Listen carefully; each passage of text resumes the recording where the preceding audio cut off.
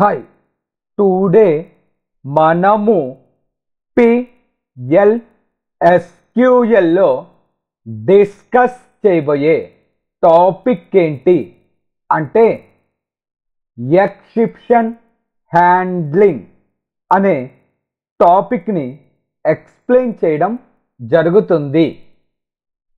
Exception handling అంటే ఏమిటి అంటే ఒక ప్రోగ్రాంలో జనరేట్ అయ్యే ఎర్రర్స్ని ఐడెంటిఫై చేసి సాల్వ్ చేసే విధానాన్నే మనము ఎక్సెప్షన్ హ్యాండ్లింగ్ అనేసి కాల్ చేస్తారు. అసలు ప్రోగ్రాంలో ఎర్రర్స్ అనేవి ఎక్కడ జనరేట్ అవుతున్నాయి, అది ఏ టైప్ ఆఫ్ ఎర్రరు అని ఐడెంటిఫై చేసి సాల్వ్ చేసే విధానాన్నే మనము ఎక్సెప్షన్ హ్యాండ్లింగ్ అనేసి కాల్ చేస్తారు. మనకి PLSQLలో 3 టైప్స్ ఆఫ్ ఎర్రర్స్ అనేవి ఉంటాయి. ఫస్ట్ వన్ సింటాక్స్ ఎర్రర్ అనేసి కాల్ చేస్తారు. సింటాక్స్ ఎర్రర్ అంటే ఏమిటి అంటే మనకి PLSQLలో ఒక రిక్వైర్డ్ ఫార్మాట్ అంటూ ఉంటుంది. ఆ ఫార్మాట్లో లేని ఏ డేటానైనా మనము సింటాక్స్ ఎర్రర్ అనేసి కాల్ చేస్తాం. ఫర్ ఎగ్జాంపుల్ మనము ఇంటీజర్ అనే కీవర్డ్ని స్మాల్ లెటర్స్లో రిప్రజెంట్ చేయాలి. నేను అన్ఫార్చునేట్లీ క్యాపిటల్ లెటర్స్లో డిఫైన్ చేయడం జరిగింది. దాన్నే మనము సింటాక్స్ ఎర్రర్ అనేసి కాల్ చేస్తాము. ఇక్కడ మనకి అవుట్పుట్ అనేది జనరేట్ అవ్వదు. సెకండ్ వన్ వచ్చి లాజికల్ ఎర్రర్స్ అనేసి కాల్ చేస్తారు. అంటే ఏమిటి అంటే ఫర్ ఎగ్జాంపుల్ నేను 2+2 చెయ్యాలి, అవుట్పుట్ 4 అనేసి డిస్ప్లే అవ్వాలి, కానీ నాకు 0 అనేది డిస్ప్లే అయ్యింది. అంటే అక్కడ లాజిక్లో ప్లస్ బదులుగా నేను మైనస్ని రిప్రజెంట్ చేయడం జరిగింది. ఇక్కడ మనకి ఆన్సర్ అనేది జనరేట్ అవుతుంది, కాకపోతే రాంగ్ ఆన్సర్ అనేది జనరేట్ అవుతుంది. దీన్నే మనము లాజికల్ ఎర్రర్ అనేసి కాల్ చేస్తారు. సింటాక్స్ ఎర్రర్, లాజికల్ ఎర్రర్ మన యొక్క కాన్సెప్ట్ కాదు. థర్డ్ వన్ మనకి రన్ టైమ్ ఎర్రర్స్ అనే కాన్సెప్ట్ ఉంది. అంటే ప్రోగ్రామ్ ఎగ్జిక్యూట్ అయిన తర్వాత మనకి ఎర్రర్ అనేది జనరేట్ అయితే దాన్ని రన్ టైమ్ ఎర్రర్ అనేసి కాల్ చేస్తారు. ఫర్ ఎగ్జాంపుల్ నా యొక్క బ్యాంక్లో 10,000 రూపీస్ అమౌంట్ ఉంది. నేను ఏటీఎం సెంటర్కి వెళ్ళి 20,000ని విత్డ్రా చేయాలి అని ట్రై చేశా. వెంటనే మనకి ఇన్సఫిషియంట్ బ్యాలెన్స్ అనేసి మనకి మెసేజ్ అనేది డిస్ప్లే అవుతుంది. దాన్నే మనము రన్ టైమ్ ఎర్రర్ అనేసి కాల్ చేస్తాం. రన్ టైంలో జనరేట్ అయ్యే ఎర్రర్స్ని ఐడెంటిఫై చేసి సాల్వ్ చేసే విధానాన్నే మనము ఎక్సెప్షన్ హ్యాండ్లింగ్ అనేసి కాల్ చేస్తాము. Exceptions are nothing but the rise of error conditions. Handling is nothing but to solve that type of errors అనేసి కాల్ చేస్తాం. రన్ టైంలో జనరేట్ అయ్యే ఎర్రర్స్ని ఐడెంటిఫై చేసి సాల్వ్ చేసే విధానాన్ని మనము ఎక్సెప్షన్ హ్యాండ్లింగ్ అనేసి కాల్ చేస్తాం. జనరల్గా మనకి ఎక్సెప్షన్స్ అనేవి 2 టైప్స్ ఉంటాయి. ఒకటి predefined exceptions, second one user defined exceptions అనేసి కాల్ చేస్తారు. ప్రీ డిఫైన్డ్ అంటే ఏంటి అంటే ఆల్రెడీ PLSQLలో ఇన్బిల్ట్గా ఉన్న ఎక్సెప్షన్స్ని ప్రీ డిఫైన్డ్ ఎక్సెప్షన్స్ అనేసి కాల్ చేస్తాం. Second one user defined exceptions అనేసి కాల్ చేస్తాం. యూజర్ డిఫైన్డ్ అంటే ఏంటి? ఒక యూజర్ తను ఓన్గా తను జనరేట్ చేసే ఎక్సెప్షన్స్నే యూజర్ డిఫైన్డ్ ఎక్సెప్షన్స్ అంటారు. Exceptions are classification into mainly 2 types. There are, first one is called pre-defined exceptions. Second one is called user-defined exceptions అనేసి కాల్ చేస్తాము. ప్రజెంట్ మనము PLSQLలో ప్రీ-డిఫైన్డ్ ఎక్సెప్షన్స్ని ఎక్స్ప్లెయిన్ చేయడం జరుగుతుంది. ఫర్ ఎగ్జాంపుల్, నా వద్ద కోర్సెస్ అనే ఒక టేబుల్ ఉంది. సెలెక్ట్ స్టార్ ఫ్రమ్ కోర్సెస్ అనే ఒక టేబుల్ ఉంది. ఇక్కడ కోర్సెస్ అనే టేబుల్లో మనకి కోర్సు యొక్క కంప్లీట్ ఇన్ఫర్మేషన్ అనేది స్టోరు అయ్యింది. ఇప్పుడు నా యొక్క కాన్సెప్ట్ ఏంటి అంటే కోర్సెస్ అనే టేబుల్లో ఉన్న సి లాంగ్వేజ్ అనే కోర్సు యొక్క ఫీజుని జావా అనే కోర్స్కి అప్లై చేయాలి. ఇది నా యొక్క కాన్సెప్ట్. అంటే కోర్సెస్ అనే టేబుల్లో ఉన్న సి లాంగ్వేజ్కి ఏ ఫీజు అయితే ఉందో ఆ ఫీజుని మనము జావా అనే కోర్స్కి అప్లై చేయాలి. ఫర్ ఎగ్జాంపుల్, సి లాంగ్వేజ్కి మనకి 3500 అని ఉంది. ఆ ఫీజుని జావా ఫీజుకి అప్లై చేయాలి. జావాకి ఎంత ఉంది? 4500 అనే ఫీజు ఉంది. ఆ ఫీజుని తీసివేసి దాని ప్లేస్లోకి సికి ఏ ఫీజు అయితే ఉందో ఆ ఫీజుని అప్లై చేయాలి. ఇది నా యొక్క కాన్సెప్ట్.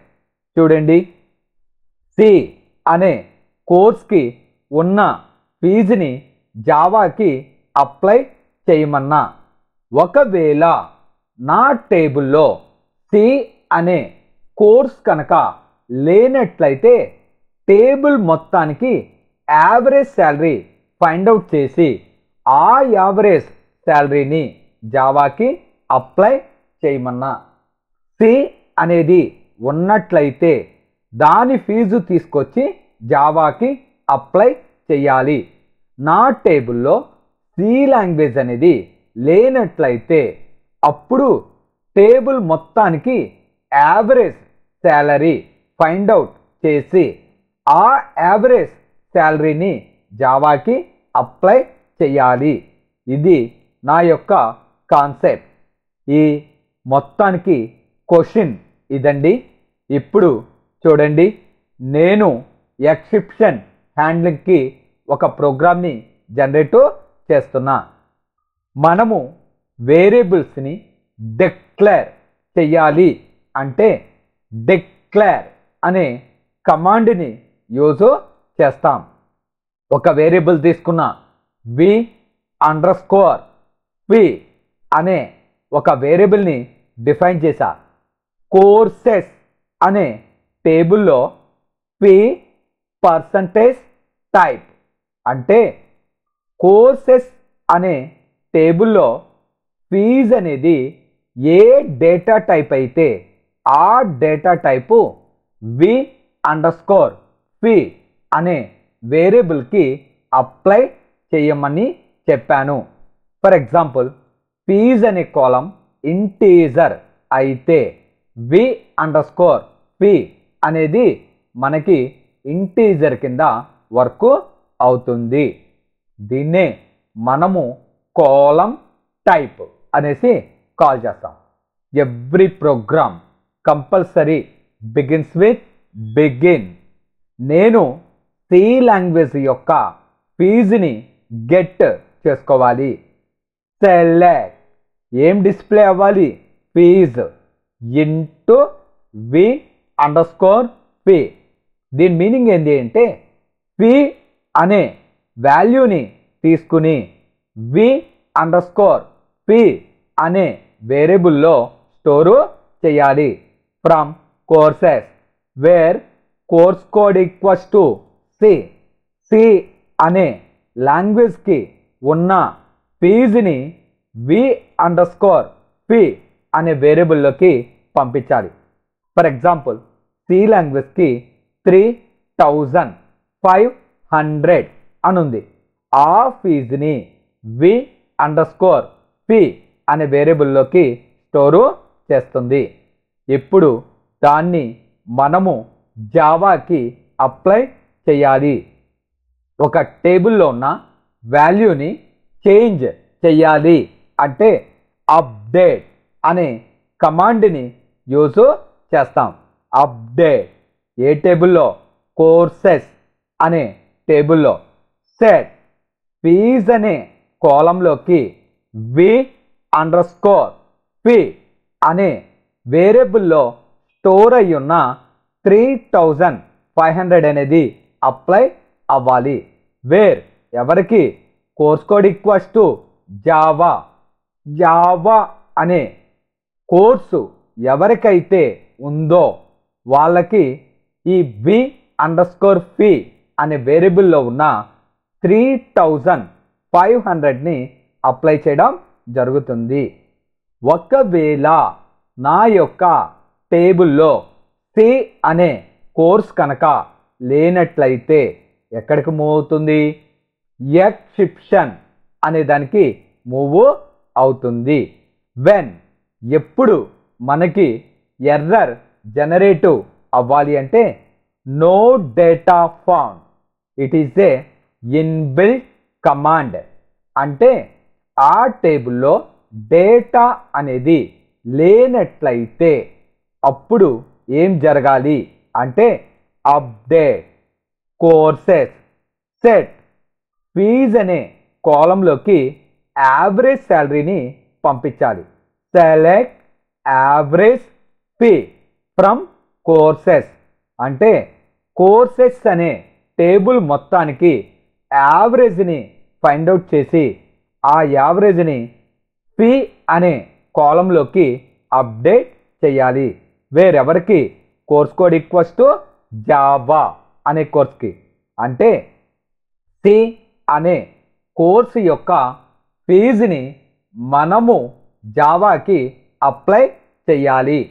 ఒకవేళ నా టేబుల్లో సి అనే కోర్స్ కనుక లేనట్లయితే వెంటనే టేబుల్ మొత్తానికి యావరేజ్ శాలరీ ఫైండ్ అవుట్ చేసి ఆ యావరేజ్ ఫీజుని మనకి జావాకి అప్డేట్ చేయాలి. సో ఇలా టైప్ చేసుకున్న తర్వాత మనము దీన్ని సేవ్ చేయాలి. ఫైల్లోకి వెళ్ళి సేవ్ అని క్లిక్ చేయాలి. ఎక్కడ సేవ్ చేయమంటావు అని అడుగుతుంది. నా యొక్క ఫోల్డర్ డి డ్రైవ్లో ఉంది కనుక డి కోలన్ అనే డ్రైవ్ని సెలెక్ట్ చేసుకోవాలి. ఇక్కడ నా యొక్క ఫోల్డర్ ఒరాకిల్ 1 దాని మీద క్లిక్ చేసి ఓపెన్ అనాలి. ఇక్కడ ఫైల్ నేమ్ మీకు నచ్చిన ఫైల్ నేమ్తో సేవ్ చేయొచ్చు.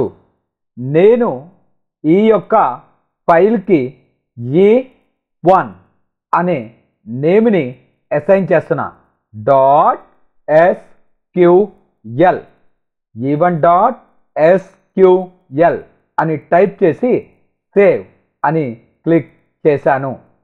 ఆ తర్వాత ఈ యొక్క నోట్ప్యాడ్ని మనము క్లోజ్ చేయాలి. ఆ తర్వాత SQLలో సర్వర్ని ఆన్ చేయాలి.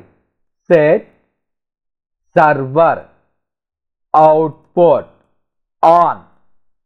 మనము సేవ్ చేసిన ప్రోగ్రామ్ని ఈ యొక్క ఎన్విరాన్మెంట్లోకి గెట్ చేసుకోవాలి.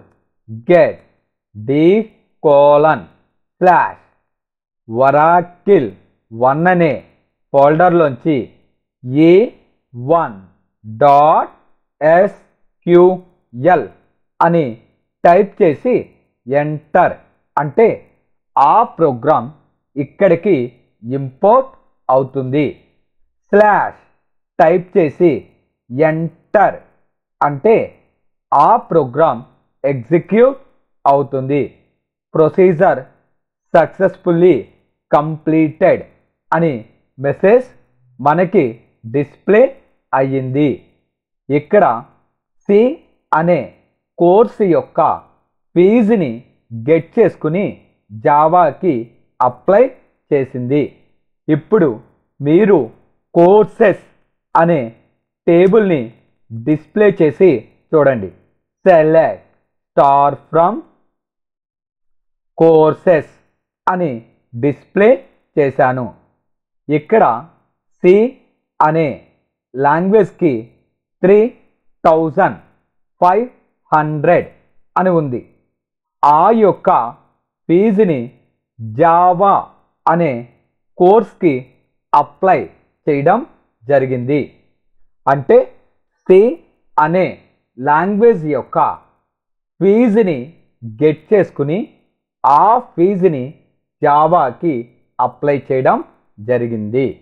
ఇది నా యొక్క ప్రోగ్రామ్. నెక్స్ట్ ప్రోగ్రామ్ ఏమిటి అంటే నా వద్ద కోర్సెస్ అనే ఒక టేబుల్ ఉంది. ఈ కోర్సెస్ అనే టేబుల్లో ఉన్న ఒక కోర్సుని సెలెక్ట్ చేసుకుని దాని యొక్క ఫీజుని అనదర్ కోర్స్కి అప్లై చేయాలి. ఒకవేళ మనము సెలెక్ట్ చేసుకున్న కోర్స్ కనుక ఈ టేబుల్లో లేనట్లయితే ఈ టేబుల్ మొత్తానికి యావరేజ్ ఫైండ్ అవుట్ చేసి ఆ యావరేజ్ యొక్క ఫీజుని మనం అనుకున్న కోర్స్కి అప్లై చేయాలి. అంటే ఫర్ ఎగ్జాంపుల్ నేను కోర్సెస్ అనే టేబుల్లో C++ అనే కోర్సు యొక్క ఫీజుని గెట్ చేసుకుని ఆ C++ యొక్క ఫీజుని జావాకి అప్లై చేయాలి. ఒకవేళ C++ అనే కోర్స్ కనుక లేనట్లయితే టేబుల్ మొత్తానికి యావరేజ్ ఫీజుని ఫైండ్ అవుట్ చేసి ఆ యొక్క యావరేజ్ ఫీజుని జావాకి అప్లై చేయాలి. ఇప్పుడు నా టేబుల్ కనుక గమనించినట్లయితే ఒరాకిల్ అనే కోర్సు ఉంది, సి అనే కోర్సు ఉంది, VBNet అనే కోర్సు ఉంది, ASP జావా XML అనే కోర్సెస్ ఉన్నాయి. ఎక్కడ C++ అనే కోర్సు లేదు కనుక ఈ టేబుల్ మొత్తానికి యావరేజ్ ఫైండ్ అవుట్ చేసి ఆ యావరేజ్ ఫీజునే జావా అనే కోర్స్కి అప్లై చేయాలి. ఇది నా యొక్క కాన్సెప్ట్. ఇక్కడ క్వశ్చన్ అదే జనరేట్ చేశాను చూడండి. C++ యొక్క ఫీజుని జావాకి అప్లై చేయాలి.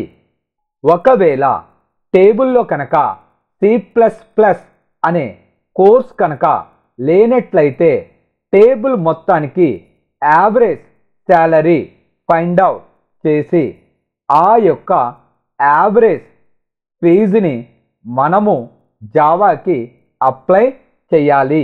ఇది నా యొక్క కాన్సెప్ట్ ప్రోగ్రామ్. చూడండి, డిక్లేర్ v_p అనే ఒక వేరియబుల్ని అసైన్ చేశాను. Courses dot p percentage type. Courses అనే టేబుల్లోంచి ఫీజ్ అనే కాలంకి ఏ డేటా టైప్ అయితే ఉందో ఆ డేటా టైపు v_p అనే వేరియబుల్కి అప్లై చేయడం జరుగుతుంది. బిగిన్ సెలెక్ట్ ఫీజుని గెట్ చేసుకుని ఇంటూ v_p అనే వేరియబుల్లోకి స్టోరు చేస్తున్నా. From courses where course code equals to C++. అంటే C++ అనే కోర్స్కి ఉన్న ఫీజుని గెట్ చేసుకుని v_p అనే వేరియబుల్కి స్టోరు చేయాలి. అయితే నా టేబుల్లో C++ అనేది లేదు. ఒకవేళ ఉంటే దాని యొక్క ఫీజుని v_pలోకి స్టోరు చేయాలి. ఇప్పుడు టేబుల్ని అప్డేట్ చేయాలి. అప్డేట్ కోర్సెస్ సెట్ p అనే కాలంలోకి v_pలోకి వచ్చిన ఫీజును అప్లై చేయాలి. Where course code equals to Java. అసలు C++ అనేదే లేదు. వెంటనే ఎర్రర్ జనరేట్ అయింది. ఎక్కడికి వెళ్ళిపోతుంది? ఎక్సెప్షన్కి వెళ్తుంది. ఇలాంటి ఎర్రర్స్ని ఏమని కాల్ చేస్తారంటే నో డేటా ఫౌండ్ అనేసి కాల్ చేస్తారు. ఒకవేళ C++ అనే కోర్స్ కనుక లేనట్లయితే ఎక్సెప్షన్లోకి వస్తుంది. No underscore data underscore found. Update ఏ టేబుల్కి అప్డేట్ చేయాలి? కోర్సెస్ అనే టేబుల్కి. సెట్ ఫీజ్ ఈక్వల్స్ టు ఏం అప్లై చేయాలి? Select average fee from courses. Courses అనే టేబుల్లో యావరేజ్ ఫీజుని ఫైండ్ అవుట్ చేసి ఫీ అనే కాలంలోకి అప్డేట్ చేయాలి. వేరెవరికి? Course code equals to Java. ఇంతటితో ఎండ్ అయిపోయింది. ఈ విధంగా ప్రోగ్రామ్ని మనము టైప్ చేసి ఫైల్లోకి వెళ్ళి సేవ్ అనాలి. ఎక్కడ సేవ్ చేయమంటావు అని అడుగుతుంటే డి డ్రైవ్ని సెలెక్ట్ చేసుకోవాలి. ఇక్కడ వరాకిల్ 1 అనే ఫోల్డర్ని క్లిక్ చేసి ఓపెన్ అనాలి. ఫైల్ నేమ్ e2.sql అని టైప్ చేసి సేవ్ అన్న. ఆ తర్వాత ఈ యొక్క నోట్ ప్యాడ్ని క్లోజ్ చెయ్యాలి. ఇక్కడ మనము సర్వర్ని ఆన్ చేసుకోవాలి. Set server output on. ఆ ప్రోగ్రామ్ని ఇక్కడికి గెట్ చేసుకోవాలి. d://oracle1/e2.sql అని టైప్ చేసి ఎంటర్ అంటే ఆ ప్రోగ్రామ్ ఇక్కడికి ఇంపోర్ట్ అవుతుంది. స్లాష్ టైప్ చేసి ఎంటర్ అంటే మనకి ప్రొసీజర్ సక్సెస్ఫుల్లీ కంప్లీటెడ్. ఈ ప్రొసీజర్ ఎగ్జిక్యూట్ కాకముందు మనకి జావాలో 3500 ఉంది. ఇప్పుడు ఒకసారి కోర్సెస్ అనే టేబుల్ని డిస్ప్లే చేసి చూడండి. సెలెక్ట్ స్టార్ ఫ్రమ్ కోర్సెస్ అన్న. ఇక్కడ జావాకి 3500 పోయి దాని ప్లేస్లోకి 4491 అని వచ్చి స్టోరు అయ్యింది. అంటే ఇక్కడ మనకి కోర్సెస్ అనే టేబుల్లో C++ అనే కోర్సు లేదు కనుక మనకి ఇక్కడ టేబుల్ మొత్తానికి యావరేజ్ ఫీజుని ఫైండ్ అవుట్ చేసి దానికి జావాకి అప్లై చేయడం జరిగింది. ఈ విధంగా మనకి ఇక్కడ యావరేజ్ ఫీజుని గెట్ చేసుకుని జావాకి అప్లై చేశాము.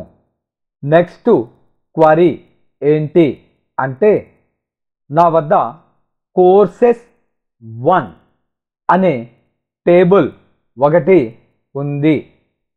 ఈ టేబుల్లో మనకి కొంత డేటా అనేది ఉంది.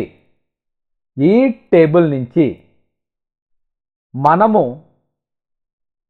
ఒరాకిల్ అనే కోర్సుని సెలెక్ట్ చేసుకుని ఆ ఒరాకిల్ అనే కోర్సు యొక్క యావరేజ్ డ్యూరేషన్ని గెట్ చేసుకోవాలి. నా వద్ద అనదర్ టేబుల్ కూడా ఉంది. సెలెక్ట్ స్టార్ ఫ్రమ్ బ్యాచెస్ అనే table.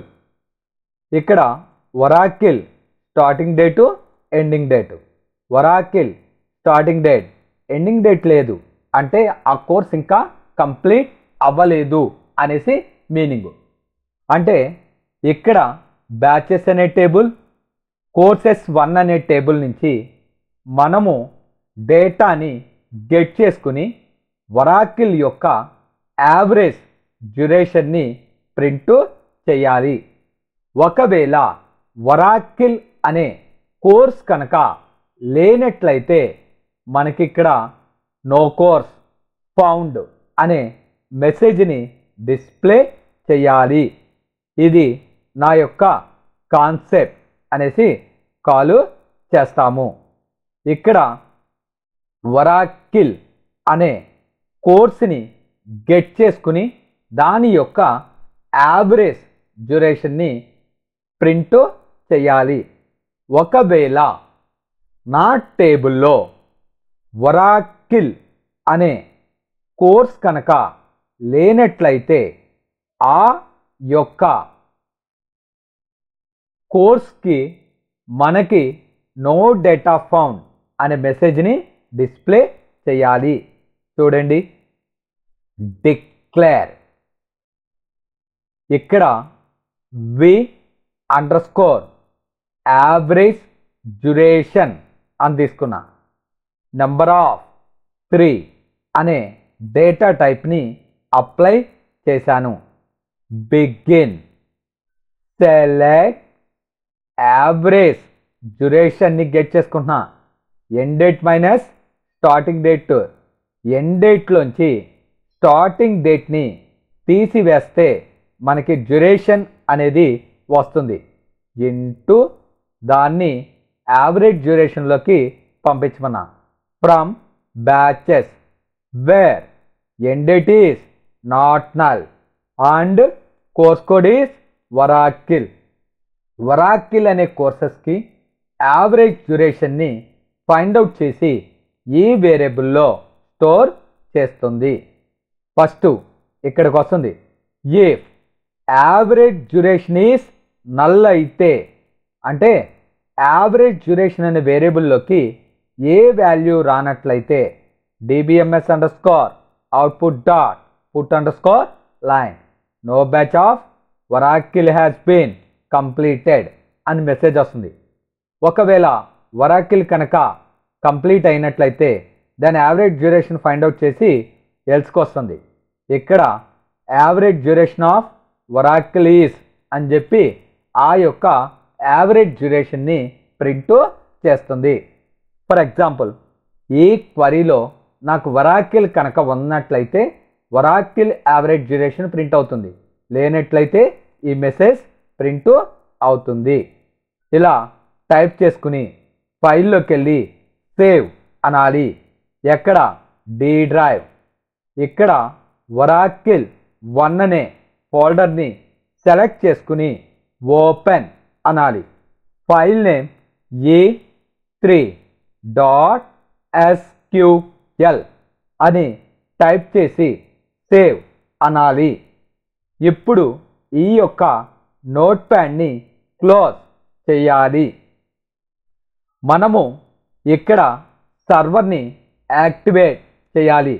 Set server output on. ఆ ప్రోగ్రామ్ని ఇక్కడికి గెట్ చేసుకోవాలి. d:/oracle1/e3.sql అని టైప్ చేసి ఎంటర్ అంటే ఆ ప్రోగ్రామ్ ఇక్కడికి గెట్ అనేది అయ్యింది. స్లాష్ టైప్ చేసి ఎంటర్ అంటే ప్రొసీజర్ సక్సెస్ఫుల్లీ కంప్లీటెడ్. ఇక్కడ మీరు గమనించినట్లయితే మనకి యావరేజ్ డ్యూరేషన్ ఆఫ్ ఒరాకిల్ అని చెప్పి 39 days అనేసి డిస్ప్లే అయ్యింది. అంటే ఇక్కడ నా యొక్క టేబుల్లో ఒరాకిల్ అనే కోర్స్ ఉంది, అది కూడా కంప్లీట్ అయ్యింది. అందుకని దాని యొక్క యావరేజ్ డ్యూరేషన్ని ప్రింట్ చేయడం జరిగింది. ఒకవేళ నా యొక్క టేబుల్లో ఒరాకిల్ అనేది లేనట్లయితే అప్పుడు no batch of Oracle has been completed అనేసి మెసేజ్ డిస్ప్లే అవుతుంది. ఈ విధంగా మనము ఒక కోర్సుని సెలెక్ట్ చేసుకుని దాని యొక్క యావరేజ్ డ్యూరేషన్ని ప్రింట్ చేయడం జరిగింది. నెక్స్ట్ ప్రోగ్రామ్ ఏమిటి అంటే నా వద్ద కోర్సెస్ 1 అనే ఒక టేబుల్ ఉంది. ఈ కోర్సెస్ 1 అనే టేబుల్ నుంచి మనము సి అనే కోర్స్ని రిమూవ్ చేసి దాని ప్లేస్లోకి నల్ అనేసి అప్లై చేయాలి. అంటే కోర్సెస్ 1 అనే టేబుల్లో ఎవరి యొక్క కోర్స్ కోడ్ సి అని ఉందో ఆ సి అని తీసివేసి అక్కడ ఎంటీగా మనము ఉంచాలి. దాన్నే నల్ వాల్యూ రీప్లేసింగ్ అనేసి కాల్ చేస్తారు. దానికోసం ఒక క్వరీ జనరేట్ చేస్తున్నాను. చూడండి, డిక్లేర్ న్యూ కోర్స్ కోడ్ అనే ఒక వేరియబుల్ తీసుకున్నా. ఏ డేటా టైపు varchar 2/5. దాంట్లోకి నేను నల్ అనే కీవర్డ్ని ఎంటర్ చేశా. Begin update courses 1 set course code equals to new course code అంటే నల్ అని అప్లై చేయాలి. వేరెవరికి course code equals to C C అని ఎవరికైతే ఉందో వాళ్ళకి నల్ అని అప్లై చేయాలి. సో ఎక్సెప్షన్లోకి వస్తుంది. వెన్ ఎర్రర్స్ ఎప్పుడు జనరేట్ అవ్వాలి? సి అనేది ఒక కోర్స్ కాదు, 4-5 సార్లు ఉంది. అప్పుడు వాటిని ఏమంటారంటే డూప్లికేట్ వాల్యూ ఆన్ ఇండెక్స్ అంటారు. సి అనేది 1 కంటే ఎక్కువ సార్లు కనుక ఉన్నట్లయితే మనకి ఈ ఎర్రర్ జనరేట్ అయ్యి డూప్లికేట్ కోర్స్ కోడ్ అని ప్రింట్ అవుతుంది. ఒకవేళ టేబుల్లో సి అనేదే లేదు, అదర్స్లోకి వెళ్ళిపోయి సిస్టమ్ నుంచి ఇన్బిల్ట్గా మెసేజ్ని గెట్ చేసుకోవాలి. SQL ఎర్రర్ మెసేజ్ అనేసి ప్రింట్ చేస్తాం. అంటే ఒక యూజర్ ఓన్గా మెసేజ్ని టైప్ చేయకుండా సిస్టమ్ నుంచి గెట్ చేసుకుంటాం. అంటే సీలు 1 కంటే ఎక్కువ ఉంటే ఈ ఎర్రర్, అసలు సి అనేది లేకపోతే ఈ ఎర్రర్ ప్రింట్ అవుతుంది. ఒకవేళ సి అనేది టేబుల్లో ఉంటే దాని ప్లేస్లోకి నల్ అనేసి రిప్రజెంట్ చేస్తుంది. ఫైల్లోకి వెళ్ళి సేవ్ అనాలి. ఏ నేమ్తో e4.sql అని టైప్ చేసి సేవ్ అనాలి. ఆ తర్వాత ఈ యొక్క నోట్ ప్యాడ్ని క్లోజ్ చేయాలి. ఇక్కడ సర్వర్ని యాక్టివేట్ చేయాలి. Set server output on. ఇక్కడికి ఆ ప్రోగ్రామ్ని గెట్ చేసుకోవాలి. d://oracle1/e4.sql/enter procedure successfully completed. ఇందాక మనకి సి అని ఉంది. ఆ సి ప్లేస్లోకి మనకి నల్లని రీప్లేస్ అయ్యిద్ది. ఒకసారి టేబుల్ని డిస్ప్లే చేయండి. సెలెక్ట్ స్టార్ ఫ్రమ్ కోర్సెస్ అనే టేబుల్ని డిస్ప్లే చేయండి. ఇక్కడ మనకి సి అని ఉన్నట్లయితే దాని ప్లేస్లోకి ఇక్కడ నల్ అనేది రిప్రజెంట్ చేయడం జరిగింది. ఒకసారి టేబుల్ని డిస్ప్లే చేయండి. Select star from courses 1. So ఇక్కడ సి ప్రోగ్రామ్కి నల్ అని రిప్రజెంట్ చేసింది. అంటే సి అనే కోర్స్ కనుక ఉన్నట్లయితే ఆ కోర్స్ని రిమూవ్ చేసి దాని ప్లేస్లోకి నల్ అనేసి రిప్రజెంట్ చెయ్యాలి. ఈ విధంగా మనము ప్రీ డిఫైన్డ్ ఎక్సెప్షన్స్ని యూజ్ చేయడం జరుగుతుంది. Exceptions are nothing but the rise of error conditions. Handling is nothing but to solve the type of errors. ఒక ప్రోగ్రాంలో జనరేట్ అయ్యే ఎర్రర్స్ని ఐడెంటిఫై చేసి సాల్వ్ చేసే విధానాన్నే మనము ఎక్సెప్షన్ హ్యాండ్లింగ్ అనేసి కాల్ చేస్తాము. Thank you very much. నా వీడియోస్ కనుక మీకు నచ్చినట్లయితే నా ఛానల్ని సబ్స్క్రైబ్ చేసుకుని బెల్ బటన్ని ప్రెస్ చేసి లైక్ చేయండి అండ్ ఆల్సో షేర్ చేయండి. Thank you very much.